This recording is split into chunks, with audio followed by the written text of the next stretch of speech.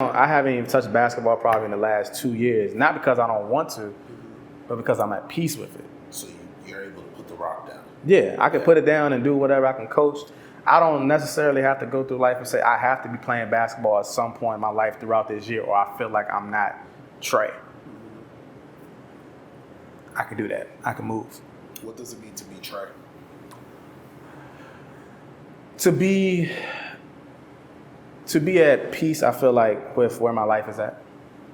You know what I'm saying? And do the things that I love to do and want to do and not be forced to do. And that could be external forces, that could also be internal forces, which would be like me, my own negative self-talk or something like that.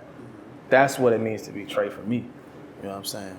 It's to do things that I want to do that makes me at peace, happy, joy, and, you know what I'm saying, make my family happy too. So being a therapist who has a therapist Yeah. that's writing a book Yeah. to help people find peace and give them advice on what they need, how much work did that take? Took a lot of work. It took a lot of work.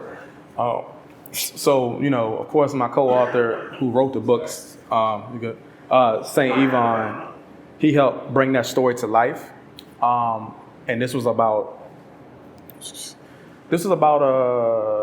we started this book last January. No, we started this in January of this year. And it took us about almost 8 to 9 months to get this thing fully published. Prior to that, you know, I've been in therapy for 3 years. Okay. You know what I'm saying? So the themes in this, I had to come to peace with this. Some of this is also recent, like the basketball stuff was kind of a couple years ago, but 2022, like the last person I lost from a family-wise, from grief and loss, was 2020. So some of it is fresh too. Yeah. But because I went through the necessary things to kind of work through my own stuff, I'm able to navigate and handle it better. Yeah. Yeah. Before we set up, you were telling me grief and loss is a very important chapter that I gotta get to no matter what in the book. Why is grief and loss important to the structure of your book? I would say the grief and loss piece is very major because that's probably one of the toughest times of my life. Okay. And I was like, if you can get through the grief and loss piece and get to the other side of the book, which talks about, you know, a more of uplifting and how to work through other things, then you'll be fine. But the grief and loss piece is very heavy. And I've noticed one thing of us in the Black community around death and loss, sometimes we don't know how to grieve properly. Yeah. And we don't know that grief can come in different waves. So grief can come in losing the basketball journey, the basketball career.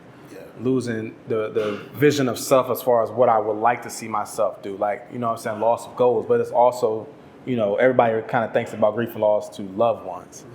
So I wanted to highlight that too.